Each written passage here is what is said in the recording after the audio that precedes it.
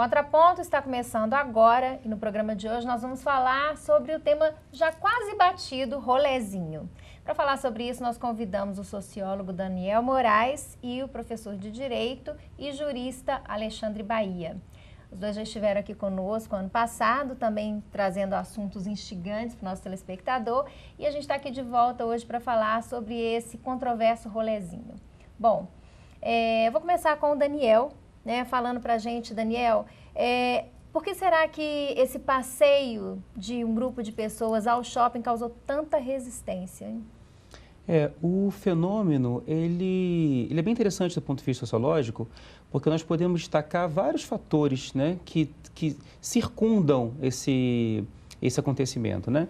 Nós temos primeiramente aí, que me parece fácil de identificar, um caráter elitista mesmo em função do shopping ser historicamente um local de consumo de uma classe média alta, setores privilegiados da sociedade, até em função da alta concentração de renda, né?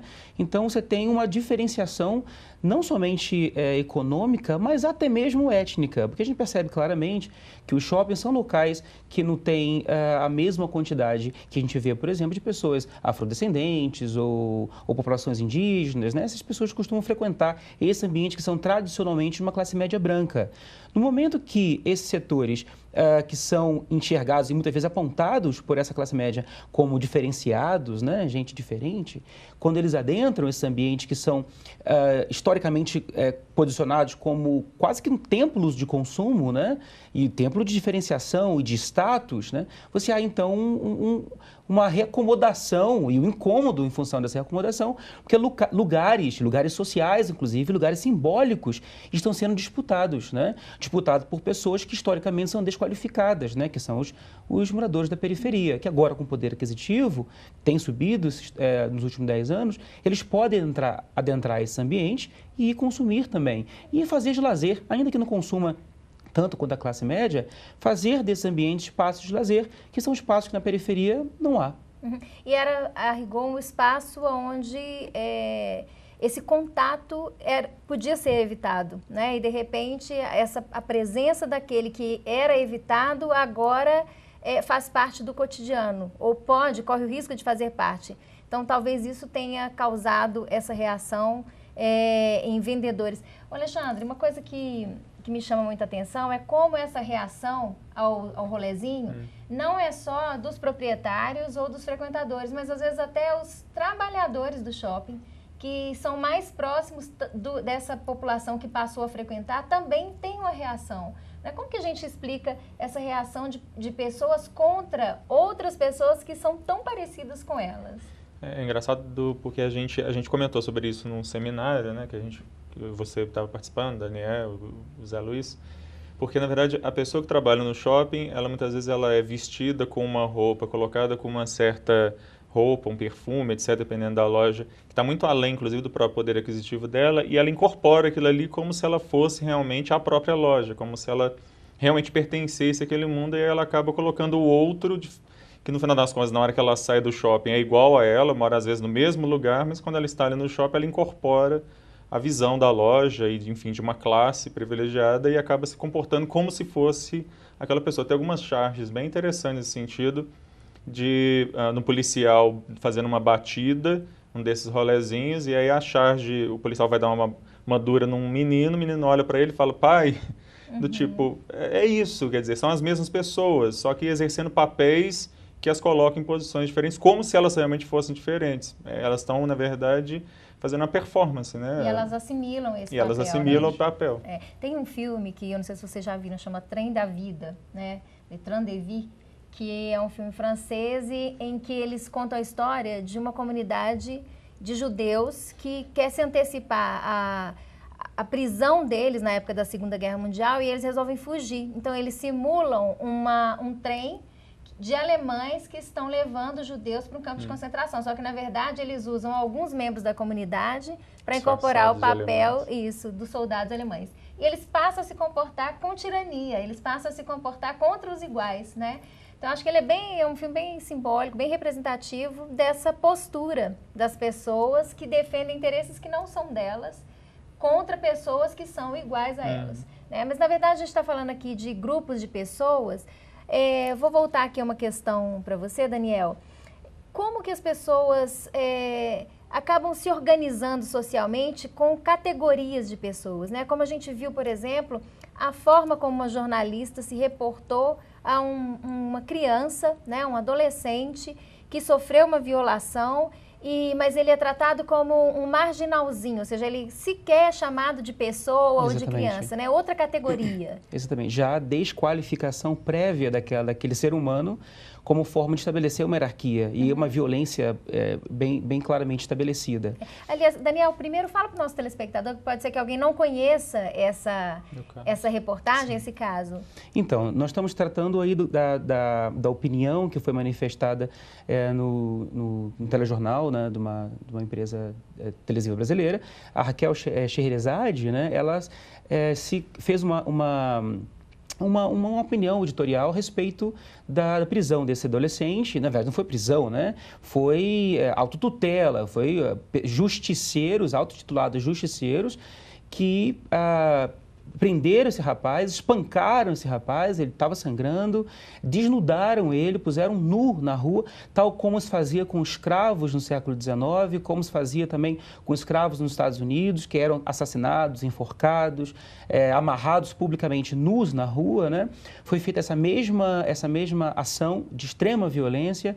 Ele foi acorrentado, né, com uma trava de bicicleta pelo pescoço, né, também como se fazia com escravos nos Pelourinhos, por exemplo, né? No chão, no centro da cidade, né? Essa experiência, ela é muito reveladora, né? Primeiro, quando a jornalista começa já como muito bem se colocou, né? Já começa desqualificando aquele ser humano, já colocando como marginalzinho. Ela não... somente a polícia, após a investigação, pode fazer uma denúncia desse tipo, né? Aliás, nem chamá-lo de marginal, mas pelo menos como possível infrator, né? Ao colocá-la como marginal, inclusive, me parece que ela viola o ECA, né? O Estatuto da Criança e Adolescente, ao tratar de uma criança... de um jovem dessa maneira, né? E ao colocar... Porque os outros que cometeram a violência contra ele são os adolescentes que pegaram o marginalzinho. Exatamente. Né? São dois tipos diferentes de pessoas. Eu super qualifico... Duas classes diferentes de pessoas. Né? Eu super qualifico os justiceiros, né? Que estão cometendo crime, e desqualifico aquele ser humano, que mesmo que tenha cometido um crime ou não, precisa fazer apuração para saber, ele é digno de direitos como quaisquer pessoas. E a pergunta que eu faço é, se esse jovem, se ele fosse um branco da classe média, ele ia ser despido na rua e amarrado e preso pelo pescoço? Eu tenho quase toda certeza que não, né? Então, isso denota aí a permanência de estruturas simbólicas escravocratas na nossa sociedade, né? Que estão até hoje aí visíveis, né? E pior, são defendidas publicamente na televisão. Isso é lamentável. Além de tudo, muito grave, né? O Alexandre, e aqui agora eu levo essa mesma questão para você, para se posicionar no sentido de colocar o papel do direito nisso. As pessoas têm confundido, elas têm misturado liberdade de imprensa, liberdade de opinião, com o direito de poder falar qualquer coisa, né? Quais são os limites? Você que é professor aí de direito constitucional, direitos fundamentais, quais são os limites? Existem limites, né? É importante que as pessoas se perguntem isso. Existem limites à liberdade de opinião? Claro, né? Em qualquer democracia, as pessoas são portadoras de direitos, mas o fato de uma pessoa ser portadora de um direito significa que os outros também são. E é muito claro para a gente que nenhum direito fundamental é absoluto. Todos os direitos fundamentais são, em alguma maneira, limitados por outros direitos fundamentais. Quer dizer, nenhum direito fundamental é absoluto, nenhum direito à vida é absoluto. A gente tem, por exemplo, a permissão da cessação da vida, por exemplo, no caso de um estupro, uma gravidez decorrente de um estupro, quer dizer, nenhum direito à vida é absoluto. A liberdade de expressão, apesar de ser um direito fundamental, e fundamental num país que viveu tantos anos sob ditadura, ela também encontra limites. Né? Talvez justamente pelo fato de nós nunca termos tido liberdade de expressão nesse país, nós tenhamos então aberto a coisa de uma tal forma que não tenhamos mais limites. Mas a gente tem que encontrar um limite. E me parece que o limite é você considerar a outra pessoa como menos portadora dos mesmos direitos que você tem. Aí você não tem mais liberdade de expressão, você tem a discurso de ódio. E o discurso de ódio, ele não está protegido pela liberdade de expressão. A liberdade de expressão, para você incentivar a violência contra outra pessoa, porque me parece que o que há nesse caso é um incentivo a que outras pessoas façam a mesma coisa, e o que a gente pode pensar aí é num possível, quiçá, cometimento de um crime pela própria repórter, que eventualmente pode ser apurado de apologia a crime.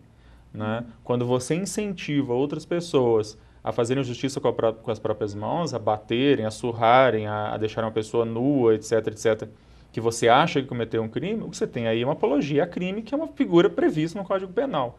Né? Isso transcendeu em muito a liberdade de expressão. Eu tenho, assim, isso me traz à memória um caso semelhante, que é relativo à liberdade, gente, é uma expressão que usa para os parlamentares, que eles têm... Imunidade parlamentar. Imunidade parlamentar, obrigada, me faltou essa expressão. E os vereadores têm essa imunidade material, né, que é a possibilidade de falarem sem responsabilização pelas suas opiniões, votos, por aquilo que expressarem.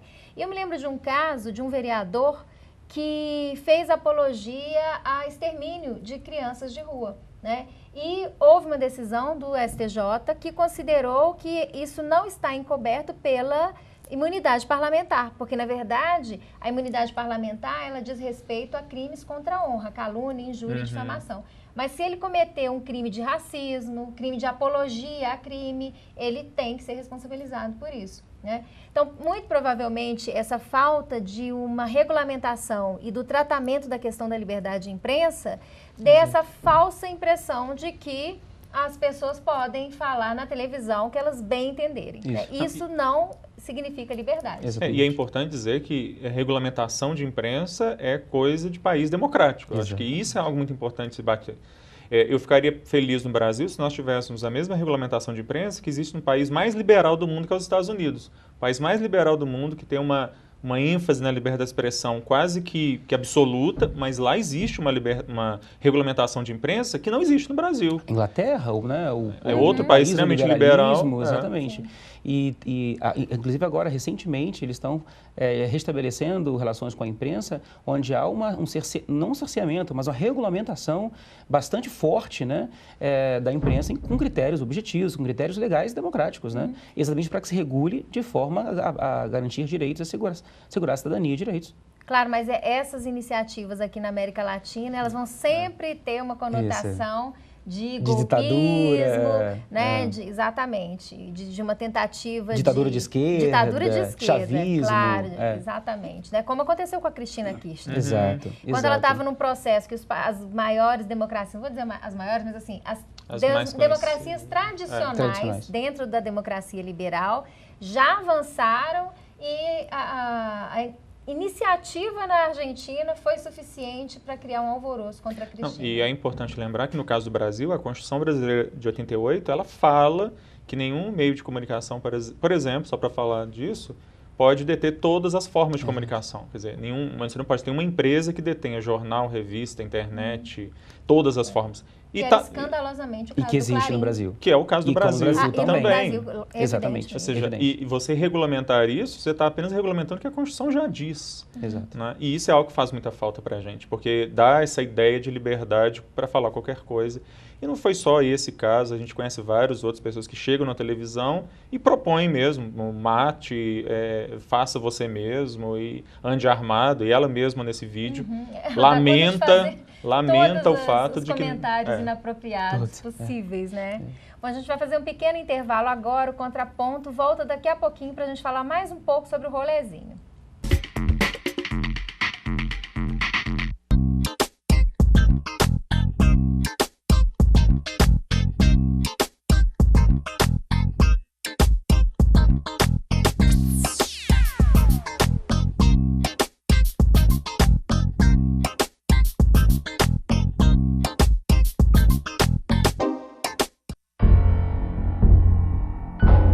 Você sabe o que ele faria se alguém o provocasse, xingando, ofendendo, chamando para a briga? Nada. Minha vida vale mais do que qualquer briga ou discussão. No Brasil, milhares de pessoas são mortas por motivos fúteis. Conte até 10. A raiva passa, a vida fica. Paz. Essa é a atitude. Uma campanha do Conselho Nacional do Ministério Público e ENASP.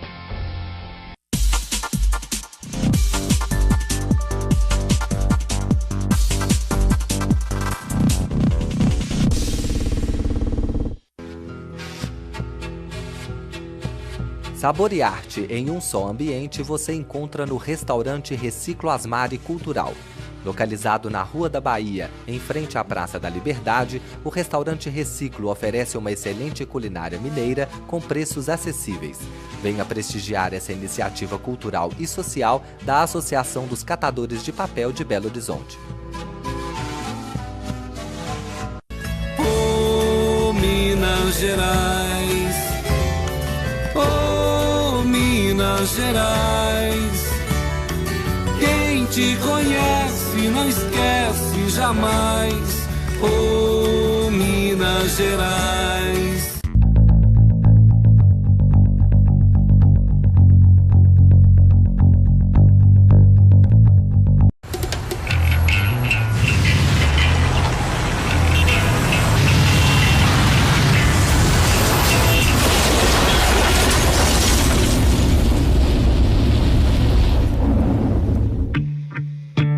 Tempo de conserto na oficina, 5 dias. Tempo de recuperação, 5 anos. A vida é mais frágil sobre 2 rodas. Moto, é preciso saber usar, é preciso respeitar. Ministério das Cidades, Governo Federal. Contraponto está de volta no programa de hoje. Nós estamos falando sobre o rolezinho. Os nossos convidados são o sociólogo Daniel Moraes e o jurista Alexandre Bahia. A gente terminou aqui o primeiro bloco falando um pouco sobre liberdade de imprensa, liberdade de opinião e aquilo que se tem feito na imprensa brasileira, né? E nós estamos aqui justamente para fazer o contraponto, para deixar muito claro para o nosso telespectador que liberdade de opinião não é o direito de falar qualquer coisa, né? Eu acho que o caso do rolezinho, que se tornou tão popular, tão conhecido, traz a oportunidade da gente discutir sobre essas questões, né? É diferente a gente se posicionar em relação ao procedimento quanto à presença diferente dessas pessoas nos shoppings e a gente expressar opinião que tem uma conotação preconceituosa, de subjugar o outro, enfim. É essa questão que a gente está colocando aqui. Bom, no seminário sobre a igualdade que nós participamos no mês de janeiro, inclusive o professor Daniel, o professor Alexandre e também o professor Zé Luiz, que não está aqui hoje, mas que dividiu com a gente essa discussão. Eu me lembro, Alexandre, que você trouxe um exemplo que eu achei fantástico, assim, para demonstrar um pouco como a gente faz um tratamento, dá um tratamento diferenciado em razão da condição econômica das pessoas.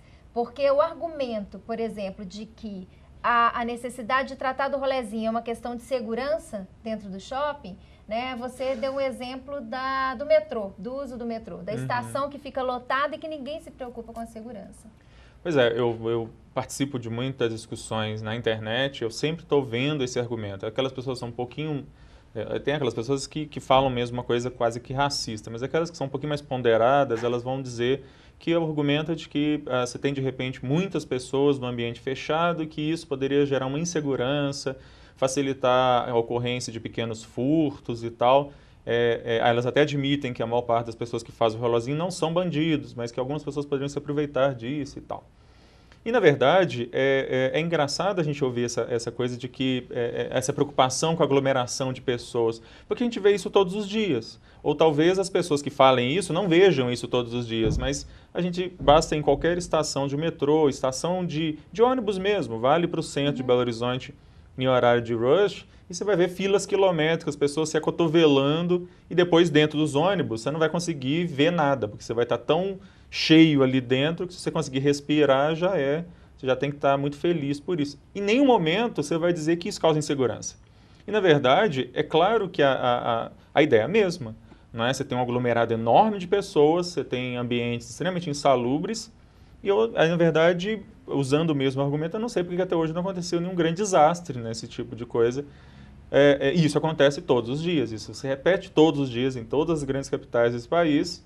No horário de grande concentração, você vai ter hordas de pessoas andando, tentando se locomover, tentando voltar para casa. Em nenhum momento, ninguém nunca levantou a hipótese de proibir, né, ou de criar melhores condições para o transporte público. Ninguém nunca vai propor uma coisa dessa. Esse tratamento diferenciado por razão econômica, a gente percebe até na forma de tratar da questão da segurança. Porque claro, existe uma campanha, por exemplo, para o uso do cinto de segurança, né, que é obrigatório, mas ele é para o automóvel individual. Exatamente. Porque é um espaço de individualismo. Claro, exatamente. Né, o ônibus pode ir lotado, as pessoas elas não só não usam cinto, como vão em pé no ônibus. Né? Mas o risco não tem importância, porque afinal de contas é outra categoria de pessoas. Né? Na verdade, assim, se alguém ligou a televisão agora, né, pode ouvir isso e achar que eu estou falando isso. É uma ironia, né? É bom que isso aqui fique bem claro. É uma ironia. Justamente porque a gente está falando, né? A forma de tratar da segurança das pessoas de classe média, que estão dentro do padrão considerado como cidadãos de bem, né? Assim que a repórter fala, né? Cidadãos de bem, e a forma de lidar com as pessoas que vivem já em situação de exclusão é absolutamente outra. Uma outra questão que eu acho interessante, Daniel, e aí você pode falar um pouco mais para a gente, qual que é essa caracterização do shopping center enquanto um espaço de uso coletivo? É espaço público? É um lugar privado? Como que o shopping center se situa? Pois é um espaço privado aberto ao público. Então, não pode haver discriminação de pessoas. Há até uma argumentação, porque o shopping center é um espaço privado e como um estabelecimento comercial privado, ele pode estabelecer critérios de quem entra e quem sai. Não funciona dessa maneira exatamente porque ele é um estabelecimento aberto ao público. E uma vez que ele está aberto ao público, ele tem que se enquadrar dentro dos limites estabelecidos pela Constituição Federal, que proíbe qualquer tipo de discriminação, cor, raça, sexo, enfim. Então, não pode haver discriminação. Isso é muito claro. E algo que eu até me pergunto já há algum tempo por que nós nunca notamos o fato de anteriormente não ter essas pessoas da periferia dentro do shopping? Eu acho que essa é a primeira pergunta que deveria ser feita. Por que não havia antes e quais os mecanismos que eram empregados para que as pessoas antes não entrassem no shopping? Porque nós sabemos que menores de rua, em situação de rua, pessoas de classe média baixa, não costumam frequentar esses shoppings. E quais eram os mecanismos que aconteciam para que isso acontecesse? Provavelmente, uma que a gente via e é possível ver até hoje é o segurança que vai seguindo a pessoa por dentro do shopping. Por qual critério? Pelo critério claramente baseado em estereótipos raciais. É uma violência simbólica, certamente. Né? Porque está baseado numa construção de poder simbólico que a classe média compartilha, né? Por ser branca, por ter todo um gestual e um vestual né? Dito como apropriado àquele ambiente, e as pessoas da periferia não teriam, então, como compartilhar desse todo universo de significados. Então, o segurança já consegue, por exemplo, identificar quais são essas pessoas e não só incomodá-las, mas provocar mesmo assédio moral, inclusive, né? E muitas vezes, inclusive, com violência, porque no Rio de Janeiro é muito comum você ver os seguranças expulsando com violência menores de rua que, por acaso, adentram o shopping, entende? Então, nesse sentido, fica claro que há uma questão de classe que envolve esse ambiente. E, principalmente, porque o shopping, ele já nasce com uma marca de segregação. Veja, o fenômeno do shopping, que surge a partir dos anos 80, ele mostra a falência da cidade como um local de agregação social, de uso coletivo, de espaço coletivo de socialização, né? Ou seja, significa que a rua, o espaço público, a praça, já não é mais um ambiente seguro, agradável, convidativo para as pessoas estarem, passearem, estarem com suas famílias, né? Antigamente, o espaço embelezado era o coletivo, né? Os espaços privados, individuais, eram muito simples, né? Hoje há a inversão. Você tem os espaços públicos já sem nenhum cuidado e os espaços privados cada vez mais dotados de tudo para que a pessoa não saia do seu espaço, do seu ambiente. Pelos quais nós ainda temos que pagar.